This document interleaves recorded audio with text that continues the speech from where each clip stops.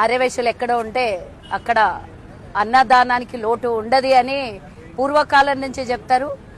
మరి ఎక్కడికి వెళ్ళినా కూడా అన్నదాన సత్రాలు ఆర్యవైశ్యులవే ఉంటాయి. గుళ్ళో గోపురాలలో ఇంకెక్కడైనా సరే అవసరం ఉన్న చోట ఆకలన్న వాడికి అన్నదానం చేసేవాడే ఆర్యవైశ్యుడు. మరి అందులో భాగంగానే బాచుపల్లి సంఘం నిర్వహిస్తున్నటువంటి ఇదొక అద్భుతమైనటువంటి కార్యక్రమం. ఏది దానం చేసినా ఇంకా కావాలి అని అడిగే వాళ్లే సమాజంలో ఉంటారు. కానీ ఒకటే అన్నం పెట్టి కడుపు నిండిన తర్వాత చాలు అనేదే అన్నదానం.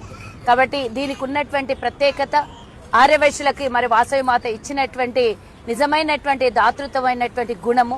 10 మందికి సేవ చేయాలనే ఆలోచనతో ముందుకెళ్తారు. తన జేబులో 10 రూపాయలు ఉంటే 1 రూపాయి సేవా కార్యక్రమాలకు ఖర్చు పెట్టేటటువంటి వ్యవస్థనే ఆర్యవైశ్య వ్యవస్థ.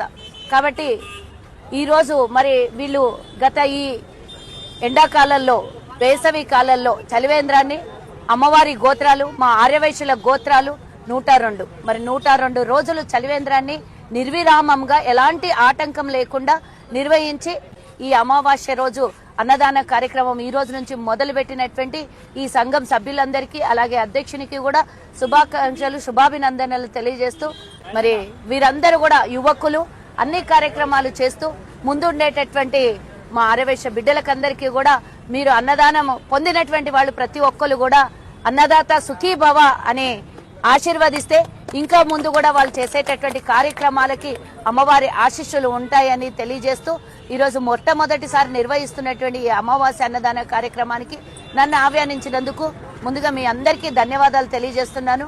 మరి సుమారుగా ఒక 500 మందికి ఇక్కడ భోజనాలను ఈరోజు నిర్వహిస్తున్నట్టుగా తెలిసినటువంటి విషయమే.